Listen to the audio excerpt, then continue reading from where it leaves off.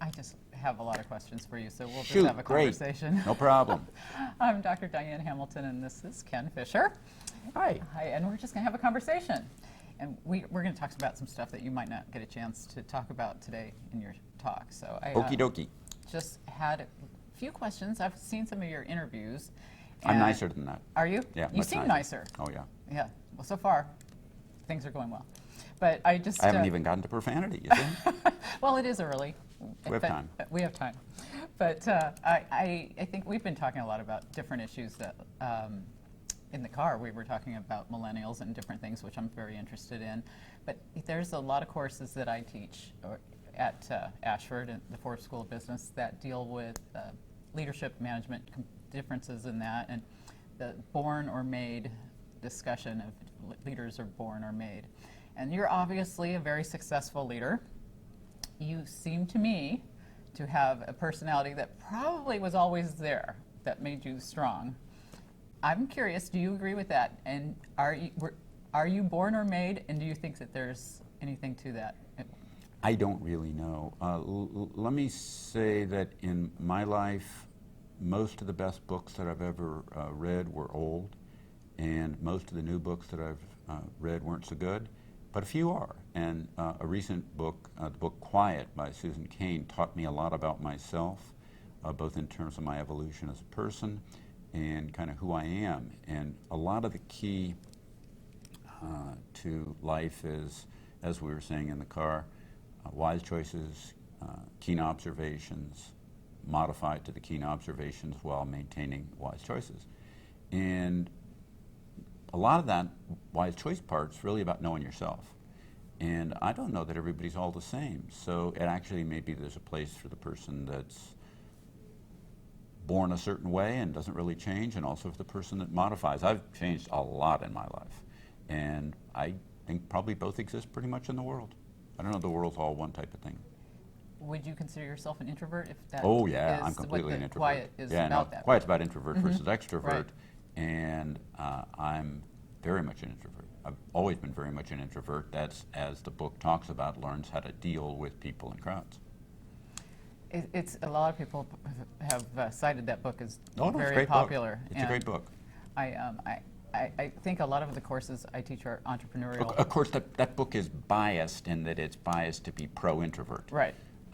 But if you read it, you can read it just from the viewpoint of the differentiation between introvert and extrovert, and the key is to knowing yourself, and then take advantage of the strengths that you have in what you are and modify against the weaknesses.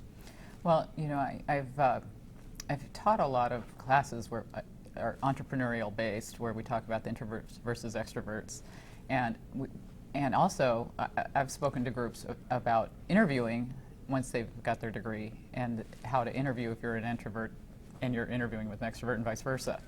I'm a total extrovert, and I'll talk all over you if you're interviewing with me, and won't give you a chance to answer because I'm thinking you're not listening, or you're not, talking fast enough to answer what I'm thinking, just because that's how I would do it. So do you think we need to do more training in to explain to the introverts and extroverts how to deal with one another, and does it make a big difference in the interview process, do you How think? to deal with one another, I wouldn't define that way. In my mind, that part I define in knowing yourself. Always knowing yourself is the most important thing, and most people don't really put enough time into understanding who they really are and aren't really very good at looking at themselves. To help with both the looking at yourself and also with the getting along with others, and I might say this later on, I'm very big on what I refer to as Burnsian psychology, which is all the stuff that kind of came out of Eric Burns and his book Games People Play, and Anthony Harris's I'm Okay, You're Okay, and Muriel James's Born to Win, which is largely about transactional analysis and how that helps you with the other people. But unlike what you would say, I was trained by a guy who's now not around anymore, unfortunately, he's a great guy, to largely shut the F up when I'm interviewing people. And I've actually brought people, I don't interview well, I've never been a very good interviewer, but when I'm interviewing an employee, which I don't really do and haven't done for a long time to everyone's benefit, but my firm's always been trained to do this way. I've actually brought people to tears by my silence because they think there's something wrong there, and I'm trying to get them to talk. And my view is, and then they try to merchandise to you. And my view is, if I'm the employer, merchandising to me is the wrong thing, and I go back to, people don't get this, but the most important single thing is, I mean, resumes are useless when you get right down to it. What's really useful is what people will do, not what they can do. What they can do is pointless. And the way you assess to some extent what they will do is by what they do. So, you know, I'll ask somebody a question like, so tell me what you did yesterday. And then they'll start off by trying to merchandise to me. And I'll say, no, when you woke up, what'd you do? And then what'd you do 15 minutes after that? And then what'd you do 15 minutes after that? And then in the next hour, what'd you do? And you just keep getting them to go through what they actually do. And if they get off of that, I take them back to that, which annoys them because that's not what they want to do. They want to merchandise. Right. And you know, again, from my view, merchandising is not something that's useful to the firm. What they will do is what's useful to the firm. Even if you're hiring salespeople? What they will, particularly if you're hiring salespeople. I mean, the reality of sales is it's attitude and activity equals success. And salespeople often can be all over the board in terms of what you could view as a BS factor. And what really matters is what they will do. Right. And so therefore, I mean, to be a really successful salesperson, you got to be positive attitude, high activity. And you got to be able to enjoy that and keep that going. And that does not matter whether you're an introvert or an extrovert, because, you know, salespeople are successful both ways, although there are more extroverts in sales than there are introverts. Some super successful salespeople are just keenly focused introverts. And, you know, it's all about what they will do. So, you know, there's things you can tell about, for example, the salesperson. The salesperson interviews and they want to sit quietly in a chair for a long time, they're probably not a salesperson. Right. I mean, salespeople want to get up, they want to move, they want to be doing. They don't want to. They don't mind sitting in the car to drive to an appointment, but they do not want to be sitting there doing nothing. They want to go.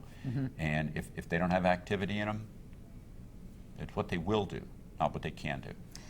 You know, we talked about something in the And car. can do is necessary, but it's not sufficient.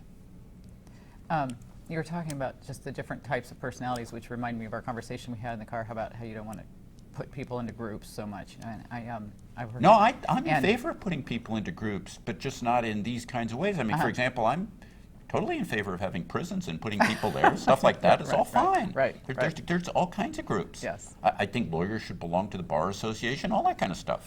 Within the workplace, so categorizing people as a certain age group or a certain type of personality or a certain thing. How I was in sales for 25 years, and I had one company where they gave us a personality assessment. And we had to take our results and put them on our cubicle. So you're either a red, a blue, a green, or a yellow. So people knew what you were. That sounds like it'd be opposed to what you would think would be appropriate based on our conversation in the car. What do you think of that? I don't really know that any of that stuff really works real well. I'm going to go back to, maybe people know things about that I don't know, and if they know how to do that and make it work, more power to them. So again, I'm going to go back to, I was trained on hiring by a particular guy from Montana University with a particular mindset. And his point was hiring is very imperfect. You really look at, do they have the attributes that might succeed for this function? And if they do, you kind of throw them in the water, and if you're a really good hirer, you're right about 60% of the time, if you do that, and not more than that. And if you're a really bad hirer and you do that, you're right about 40% of the time. And so then once you hire them, you have to be ready to prune pretty fast to see once you get them. I mean, when you interview people, you talk to them a little bit. How much do you really know about them after that? Not that much. So the reality is it's necessarily imperfect. And that imperfection bleeds over into the ones that can actually figure out how to game you and get by. You know, if you think, you were talking about sales, if you think about sales, how they look really isn't important. Our all-time #1 salesperson ever does not look, who actually comes from Texas, does not look like something special. He is something special. We have people that look like something special, and some of them are, and some of them aren't, because it doesn't have anything to do with anything. It's interesting to see the people that make it in sales. When I was in pharmaceutical sales, I can remember calling on a doctor's office where the doctor told me that they wrote my competitor's product. And I said, but why? You told me how many times you dislike this person. He said he hated him. I mean, he just couldn't stand him. But he said because he was in his mind so much, because he was there all the time. So you just don't know what's going to be the thing that's going to work. In sales, I don't know. You're asking about sales and talking about sales, so that's fine. But in sales, there's a million different books on selling. There's different approaches to selling. I don't have anything for or against them, any of them particularly. I don't think there's one way to sell per se. Again, that comes back to the salesperson fitting all of those techniques into who he or she is, and the key being knowing who he or she is. And I've known salespeople that didn't know who they were that were still very successful because they were driven. And ultimately, the summary formula that I always come back to is A&A equals S, activity and attitude equals success. And I mean, I remember one salesperson that's now retired, very, very successful, driven, and a little bit like you say, an awful lot of people didn't like this man. But that never stopped him because he just kept moving forward. He kept moving forward. He kept moving forward. Tenacious. And a strong salesperson looks at all those different sales techniques and books that are available and says, I couldn't do that, but I could do that. I couldn't do this, but I could do this. And oh boy, look at that, wow. And they pick off the shelf what they can use and they leave the rest behind, and you let them do that. And if they've got the will-do in them, they will succeed. Now, what I just said also applies to everything that isn't sales. It also applies to service. It also applies to every other part of an enterprise. And the reality of that one guy that I was mentioning, he used to like to touch people a lot. A lot of people don't like being touched, right? You know, when you reach over and you touch the people, and you touch the people, and you touch the people, and you touch the people. A lot of people like that. A lot of people don't like that. Right. None of that ever stopped him. You could have hit him over the head with a 2x4, and he would just kept moving forward. Right. Attitude, activity. Well, okay, so you touched on things that to be successful. You're obviously successful, and all depends how you measure I'd it. like to know, what did you do yesterday? And then 15 minutes later. That's the kind of questions I wanted to ask you, which is kind of funny that you brought that up to me. Because So yesterday, early in the morning, I got on a plane and I flew to Dallas. Okay. And the plane arrived in Dallas. That was good. That's always good. And then I got off the plane, and I'm with some other people, and we were looking at real estate in Dallas to put a facility into Dallas, because Dallas is the next place that we're going to put an operational facility for the firm.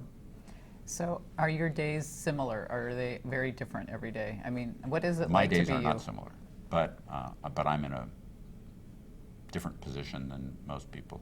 I travel a fair amount. I do a fair amount of communication. So one day might be in the office, in front of my workstation at 6 a.m., looking at things online, communicating emails in the first half hour with things from our overseas operations, and then meetings through the day, in the office, talking to people, on the phone, in person. Another day might be traveling on a plane for a long time. I mean, in the last month, I did a 45-hour turnaround to Frankfurt, which is a long time on the plane for that amount of time, but that means a lot of reading, right? And so I kind of batch my reading on the plane. My days are more varied than most people's. Well, but you've gotten to a point that most people never achieve. How do you think? What I don't did know you do about that. different? Only if they choose to. That's their choices. There's not as You many could billionaires in the world. Well, no. That's a different issue completely. I mean, I wouldn't view the world that way. You don't really measure success in money. Some people may, but Some I think that's not necessarily the right way to do it. Right. I was as much of a success 20 years ago when I wasn't nearly as theoretically wealthy as I am today, because I was founder, CEO. I was doing, my world wasn't very different than it is today in terms of the things that I did. And people can make those choices on their own. I wouldn't say that they can make those choices on their own successfully, usually when they're very young. But at a point in time, if it were up to me, I mean, I never would have been a good employee. I never would have been a good employee. I think that the choices that I made are choices that anybody could make. What do you think was your most important choice that's set it all in motion? Getting married. Well, of course. I mean, that's the most important choice. Yes. Pretty simple. That's pretty simple. Yeah, I want to go back to what I said in the car, what I said earlier. Okay. The key to success in life, more than anything else, is wise choices, keen observations, and recognizing that your observations are often wrong and modifying when they're wrong. Wise in the choices, the wisdom part, an awful lot of people suffer on. The ability to be a keen observer, an awful lot of people think they're keen observers, but they don't analyze their own observations, and they have a very hard time saying, I was wrong. Most successful CEOs that I've ever known, of all stripes, make decisions easily, recognize when they're wrong easily, and modify easily. They'll be stubborn about their values. Right. Which is that wisdom part. Mm-hmm. But they'll see, I thought this would work, it doesn't work, I'm scuttling it and moving on. This part's working, let it run, let it go. That's pretty basic to whether you're, a CEO of a smaller organization that's succeeding to your satisfaction, or whether at a larger scale you're, once upon a time, Bill Gates or Steve Jobs. You've always been directed, though, in a financial way, though. Your degree's in economics, correct? Yes. Do you think that is important to go into a specific degree program to help with your success? Depends what you want to do. I mean, if you want to be a doctor, you better go Yes. be very specific in that. I think it's some areas you need to do that. Some areas What you about don't your need. area? Oh, no. I think in my area, let me just say, and I'm presuming that many of the people that will hear whatever we're talking about today will be your students. Mm-hmm. And functionally, education is necessary, but it's not sufficient, because most of what you'll ever learn in your life you learn as informal education after you've completed your formal education. Right.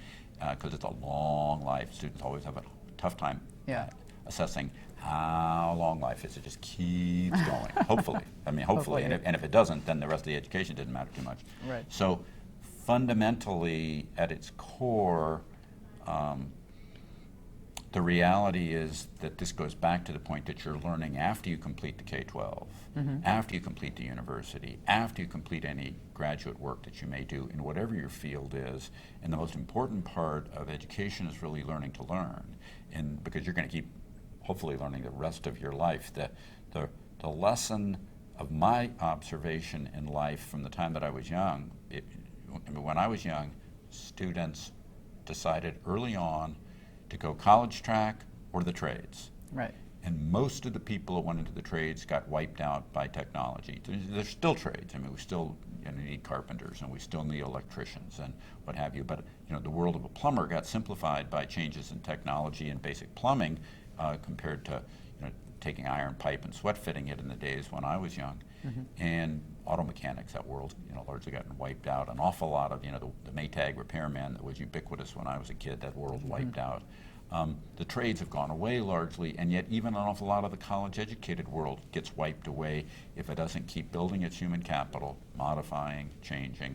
The world that we live in today is one of modifying and changing, and it will be more so in the future than in the past. And that's one that speaks to that long life, continuing to learn, continuing to observe, modify. And I think that speaks to, and from my view, and this is something that you say this and you annoy people, but normal university in Harvard or Stanford on the high end are just broke. I mean, those degrees today are largely, and I don't mean going to medical school at Stanford or Harvard. I mean getting a bachelor's degree in most subjects isn't worth anything. It's more, when I say it isn't worth anything, of course it's worth something, but it's more or less the equivalent to a bad high school education in 1910. Okay. So what would you suggest instead? That the best education is get beat up by the world. Yeah. What if the employers value education still and they Hey, don't look at you without it? Stupid employers have stupid things as their outcomes. Yes, yes. The reality is, let's go back to things that I said earlier. Resumes aren't important. Will do is important. If the employer values resume over will do, the employer's going to have a bad outcome. So how much training do you offer your Oh, employees? lots. You literally, fundamentally, after you get finished with your formal education, you begin to learn about the real world. Some people, like a lot of Ashford students, are older and they're going back to school and they've already been learning about the real world in the interim. But if you think of the 22-year-old college graduate, they're just learning to learn, and then they're going to go out into the world and they're going to keep learning, and they're told in school, which is just patently false, that when they get finished with their Stanford degree, the world's going to want them. And in reality, when they get finished with their 22-year-old bachelor's degree, the world is going to treat them with its own interests, not with their interests. Well, say they go to school and they have their degree, how would you utilize that the best to get employers to see the value in it? Is it up to the student to, you say, not market in the interview? So how do they get the most out of what they've learned and showcase that if they're coming to you with a degree? Or do you just completely have that? I don't worry about the resume part. I wouldn't worry about the resume part. If I was the student, I'd be just totally 100% responsive to what the interviewer's asking. Interview asks a question, you answer the question. What do you think is an important question that they should ask in an interview for your company? If I were a young person, I would simply say, can you tell me about the interview process? Just say that to the interviewer. Can you tell me about the interview process? How would this work here if I was to be hired? What would the process be? And, oh, by the way, along the way, will it be possible for me to meet any employees? And what is it that I can do that best helps your firm?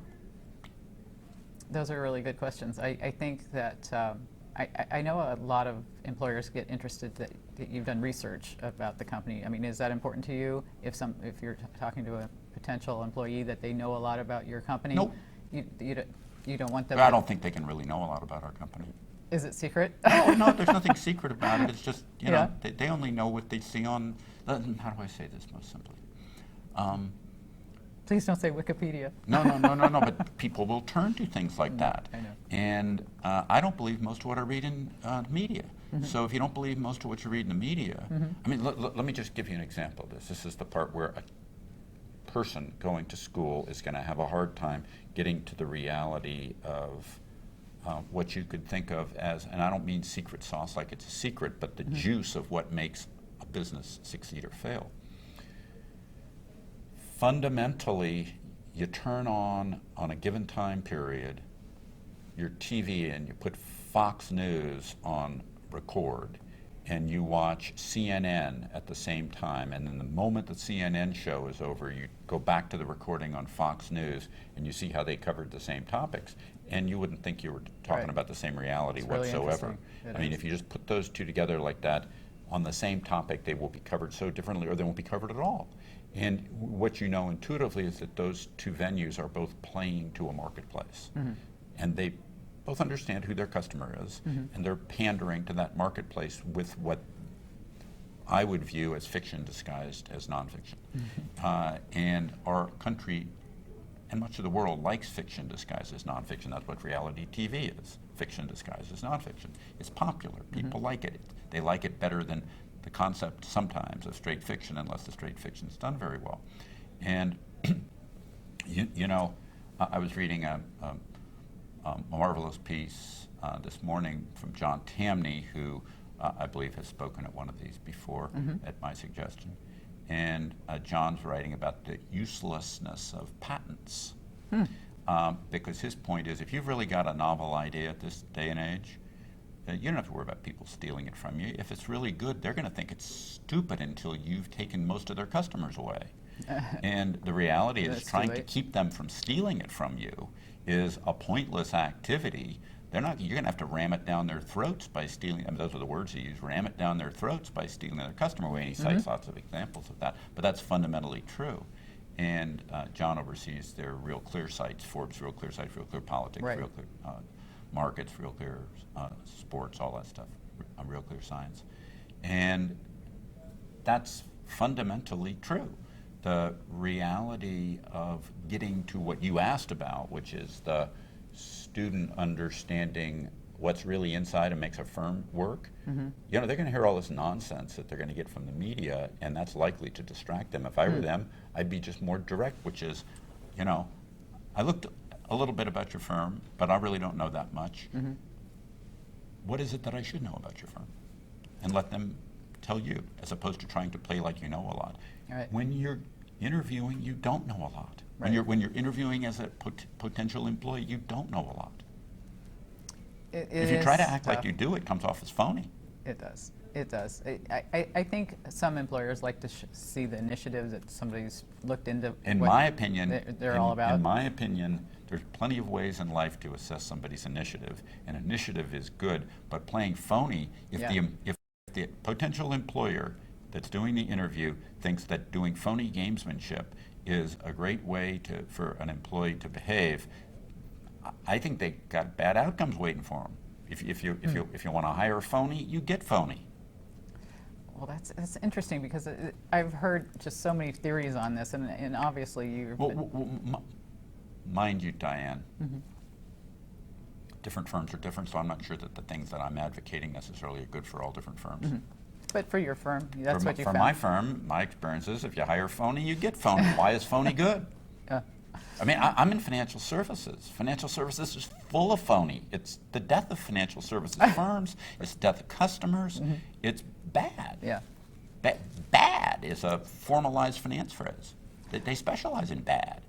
Well, I don't know if you're going to get into too much of your financial discussions today, but I was looking at some of your interviews that you talked about the third year of the presidency being traditionally good for the market. And what do you say for the fourth year? I never got to find anything that's what you say for that. So there's several things you can say about that. If you look at the 4 years of a president's term, traditionally the fourth year is not as good as the third year, but it's better than the first and second. The first and second are extraordinarily variable. Very high returns or very low returns most of the time in the first or second year. In the fourth year, presidential election year, the year we are in now but coming to an end soon, so these comments are about to be obsolete. There's two basic things you can say. One, the back half of the year tends to be positive, about 80% of the time, which is statistically a lot more than markets normally are. Secondarily, U.S. outperforms non-U.S. about 80% of the time. I believe both of those, understanding what is always easier than why in anything. I believe the why, I can't prove that the why is driven by falling uncertainty. That is, as we start the year, we have a lot of uncertainty about who will be the nominees, what will they be like, what do we think of them. In the end, we always get a winner. And we always like the winner better than we thought we'd like the winner at the beginning. This time, at this point, as we speak with Mr. Trump and Ms. Clinton, the world doesn't much like either one of them very much. They're not in love with either one of them very much.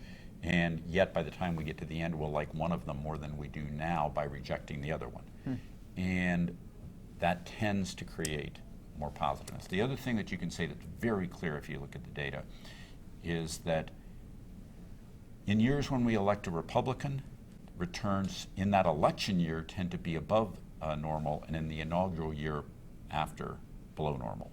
In years when we elect a Democrat, in the election year they tend to be below normal, and in the inaugural year above average. The two-year returns are almost identical if you put them together, but the timing of them is different, and I think there the why is because there's a lot of hope traditionally in our culture that the Republican will be pro-business, pro-markets, pro-growth, anti-regulatory, we all know. And then in the inaugural year, we find out he, and I say he because they've always been he's, is just a politician. Can't do as much as they thought. Isn't as, and we get disappointed. With a Democrat, there's fear that they're anti-growth, anti-markets, anti-business, and then in the inaugural year, we find out that he in the past, and maybe she this time, is just a politician. Can't do as much, doesn't have the power, isn't as bad as was feared, and we get that positive surprise. I think this time we're likely to get a surprise either way, because I think that probably works if Ms. Clinton's elected. But I think it probably works as if it was a Democrat if Mr. Trump's elected, because so much of the conventional world that would hope for standardness from a Republican nominee doesn't see that in Mr. Trump. There's so much fear about Mr. Trump that probably, Ronald Reagan would say, if you're really capable as president, you can probably get 3 important things done in your first 4 years. That's if you're really capable. Right. And if you put too much effort into all the little stuff, you don't get those 3 things done. And if you're not real capable, you may not get much of anything done. If you speak to that, when you think about Mr. Obama as president, the 2 big signature items of his first 4 years are the healthcare bill and Dodd-Frank. Right. And if you look at that in terms of legislation, otherwise in the first 4 years, it's pretty much nothing. It's all little stuff, nothing big. That's pretty typical. That's about the most you can hope for. If you go to President Clinton, for example, in his first 2 years, you can't find much of anything in the first 2 years. He attempted health care that failed. Right. And the tax increase, which butchered him. And nothing else legislatively in the first 2 years, and then he lost Congress, so he couldn't do anything in the back 2 years. That's also pretty normal. And my point would be that likely, if Mr. Trump prevails, then of course, as we speak right now, they're within in a four-way race with the third-party candidates. They're 2% away from each other in the polls, so it's very close. So theoretically, either could win quite readily, and I don't know who will win. You don't think, don't you think it's going to be that close? I didn't say it'd be that close. Right now, I said it's that close. So therefore, I mean, one of them's going to win. Right. We always get a winner, right? Mr. Johnson's not going to win. Right. It's going to be Mr. Trump or Ms. Clinton, and I don't have a clue which is going to win. It's going to go to the stronger campaigner, however that's defined, at the end. And Mr. Trump, of course, is very unconventional. Ms. Clinton is pretty darn conventional. What prevails, I don't know. At the beginning of the year, I came to the view that everybody that's tried to figure Trump has done it so badly that there was no point in me trying to figure Trump. Right. Trump will figure himself. And whether he wins or loses, I don't know. But I think if he prevails, he's likely to be received like a Democrat in the election year, which then likely leads to that positive surprise in the inaugural year where they find out that he can't actually do as much as the people who are. I mean, I've never seen in my lifetime so many Republicans campaigning as aggressively against the Republican nominee as you see this time, and they're likely to find in the inaugural year that he can't do as much as. Now, I got a whole different view on almost everything, so I might be wrong about that. But you take his wall. Now, my view of a wall, he says that he wants to build a wall 35 to 40 feet tall. Right. And most walls that you build, you do kind of with some steel or some concrete. I think it'd be expensive to do it out of glass and silly out of glass. You can break glass. Right.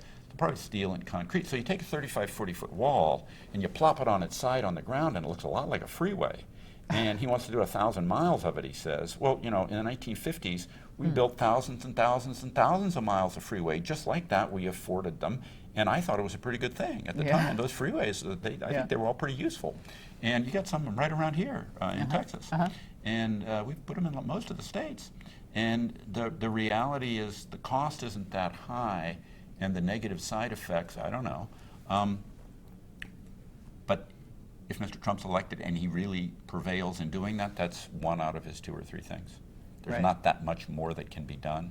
People over-fear presidents. They think the POTUS is a bigger deal than the POTUS really is. That's why we have the kind of government which many people bemoan, because we don't really want in the short-term interests, whether it's Ms. Clinton's or Mr. Trump's or anybody else's, to get too carried away and too far down the track. That's why we have the judicial system. That's why we have both branches of Congress. It's all aimed to not have society go too heavy Right. and fast off the tracks. So you're not too worried either way. I'm not. I think Ms. Clinton's pretty conventional, and I think Mr. Trump is. I'm personally. I know Mr. Trump a little bit, and I just believe that if he's president, he will not be able, and he will know then. I don't think there's any good preparation for being president of the United States. Right. And when Ms. Clinton says she knows, she's seen, she's been there. It's not like sitting in the seat. This is a little bit like being what her experience is, of which I have no criticism, is a little bit like being at ringside at boxing matches. Right. Maybe even with your spouse being the boxer. That's a little different than being in the ring and doing the fight, right? A little different, It's yes. a little different than being in the ring doing the fight.